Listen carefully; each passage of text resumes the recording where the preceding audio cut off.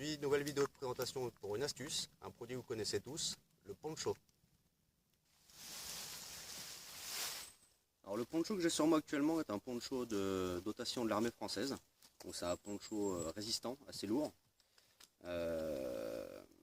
Lourd dans le sens où c'est quelque chose qui tient dans le temps. Donc pourquoi un poncho et un hamac? C'est tout simplement une chose que j'ai utilisée il n'y a pas très longtemps quand je suis parti dans le Morvan. Et je vais vous montrer tout de suite pourquoi. Comme on peut le voir, c'est un poncho qui a l'air tout à fait normal. Donc avec une partie extérieure en espèce de plastique un peu caoutchouteux. Et l'intérieur, pour ce modèle-là, une espèce de petit tissu en fait. Alors l'avantage de celui-ci, c'est qu'il s'ouvre complètement, comme beaucoup d'autres ponchos, mais certains ne le permettent pas. Donc celui-ci a des œillets, des petites pressions sur le côté qui nous permet de l'ouvrir entièrement. Grosse particularité sur celui-ci, c'est que je l'ai un peu modifié, tout simplement, puisqu'à l'intérieur, je suis venu lui coudre une couverture de survie. Alors, il existe des manières beaucoup plus simples que de s'embêter à coudre. La première fois, ce que j'ai fait, c'est que je l'avais tout simplement mis en dessous, et la couverture de survie passait par l'intérieur et ressortait par l'extérieur. Moi, j'ai préféré simplement joindre les deux, de telle manière que je n'ai plus rien d'autre à porter que le poncho sur mon dos, et qui me permettra en plus de ça d'avoir une excellente chaleur, le temps de la balade, le temps de rester au coin du feu le soir, et aussi pour dormir.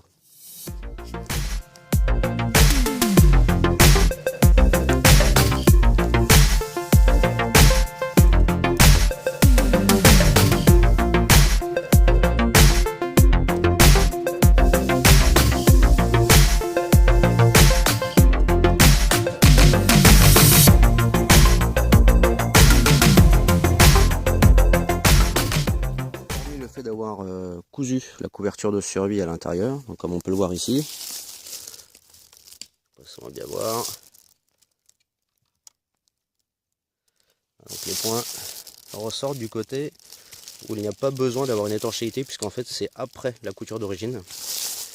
Voilà, donc les seules modifications, hormis la couverture, donc des œillets aux quatre coins pour simplement l'accrocher, et ce système de fenêtre, comme on peut le voir ici, tout du long, qui vont venir nous permettre de mettre une petite cordelette afin de resserrer le tout. Donc, je vais vous montrer ça maintenant quand on le met en place.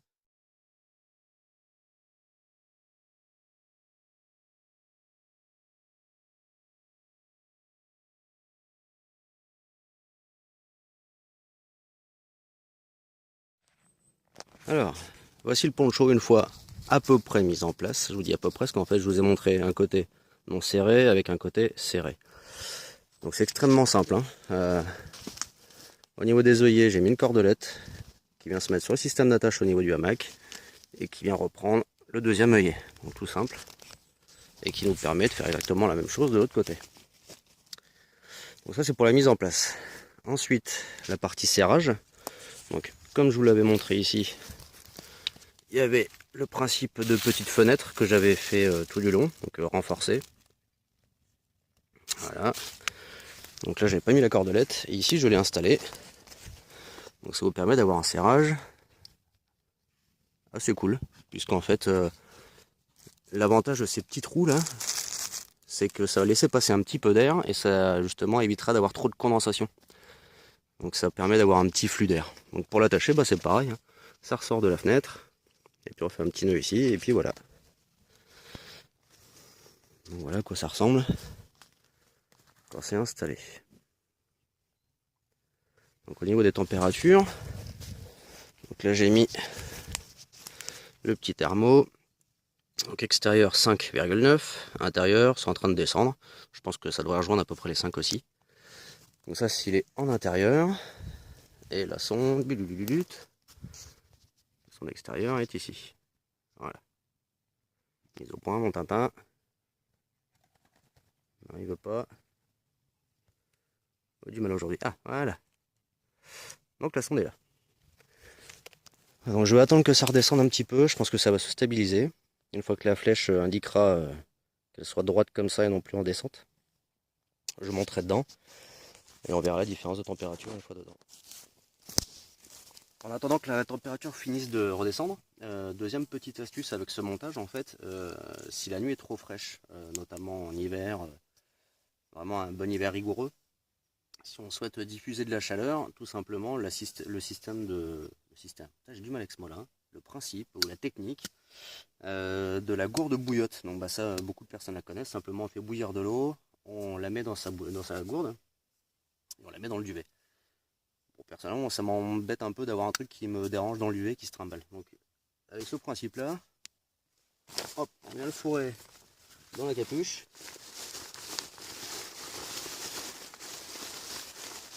On met à l'intérieur et on referme la capuche. Le gros avantage du coup, c'est que la chaleur sera diffusée tout le long de la couverture de survie, nous permettra d'avoir le dos au chaud.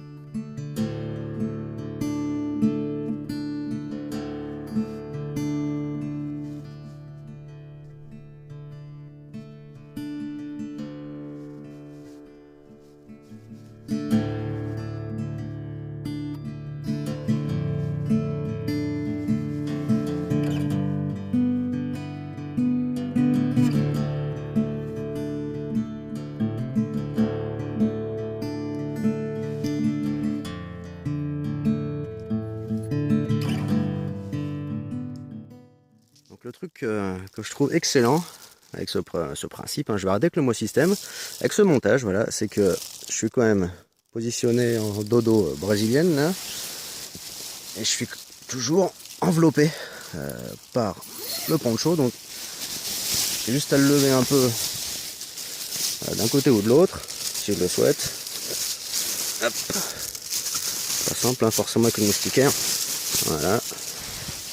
Et je suis toujours enveloppé pour la nuit et je suis pourtant super bien positionné avec le dos droit.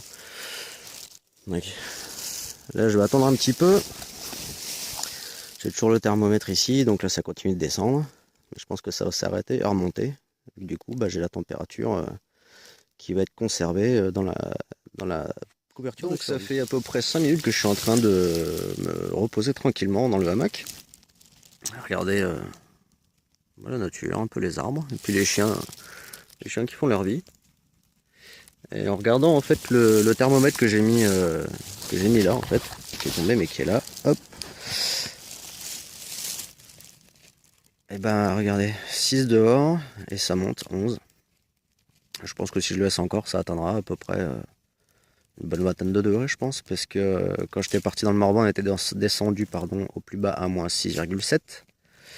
Et le point le plus haut, c'était plus 34 que j'ai eu. Alors, il y a eu une petite tricherie, entre guillemets, c'est que je l'avais posé sur le côté, au niveau de la poche, le vide-poche.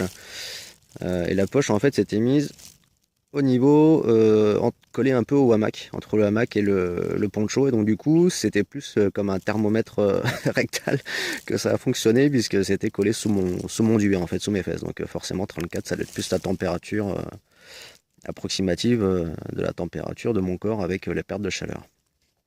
Donc comme vous pouvez le voir, ça continue de monter tranquillou et pourtant c'est une moustiquaire, hein, y a pas de, voilà, je fais que le tenir à la main, donc ça fait que augmenter. Donc pour ceux qui souhaitent tout comme moi continuer à utiliser le hamac même en période hivernale, je trouve que ce montage là est hyper intéressant puisque du coup on a un poncho qui nous tiendra chaud pendant la marche ou à l'arrêt et puis pendant la soirée autour du feu. Et à côté de ça, du coup, on peut dormir et se réchauffer avec le principe, vous savez, de la petite gourde un peu chauffante, là, qui nous permettra de passer une super nuit en hamac pendant l'hiver. Et vous voyez, pendant que je vous parle, ça continue de monter encore la température. Donc, ouais, je valide cette histoire de poncho en mode under blanket du Kosovar. La seule chose, voilà, c'est soit vous vous embêtez comme moi à faire les coutures, ou vous embêtez pas, vous mettez votre poncho et puis la couverture de survie, en fait, vous viendrez la poser un peu comme de la crème, vous n'écrémez avec la couverture de survie. Ou après, après je peux mettre des systèmes de pression en fait sur votre couverture de survie, que vous puissiez la mettre et l'enlever. Je sais pas, après ça vous de voir améliorer le principe. Mais bah, l'idée est lancée. Et puis bah voilà, j'espère que pour certains, l'idée bah, vous permettra. Oh là, oui, si c'est bon, pardon. Donc l'idée vous permettra bah, de dormir en hamac pendant les périodes hivernales. Et puis pour d'autres, bah, peut-être vous réconcilier avec le hamac justement pendant ces périodes hivernales. Donc bah, j'espère que cette vidéo vous aura plu. Petite astuce, je pense pas l'avoir inventé parce que je sais que les Américains utilisent énormément leur poncho liner multicam US Army. Puis voilà, c'est la première fois que j'utilise avec ce système de poncho de l'armée française, le truc patachon. Et comme vous pouvez le voir, bah, ça fonctionne super bien et ça continue encore de monter à 12,5. Donc alors que c'est posé voilà, à côté de moi quoi. Donc voilà, écoutez, j'espère que cette astuce vous aura plu. Je sais que je me répète. Je vous dis à tous à très bientôt. Je vous souhaite de très bonnes fêtes de fin d'année surtout. Joyeux Noël. Et puis bah, si vous sortez pendant le réveillon, faites très attention à vous. L'abus d'alcool est dangereux pour la santé. Donc faites bien gaffe à vous et restez en vie, c'est le plus important. Ciao.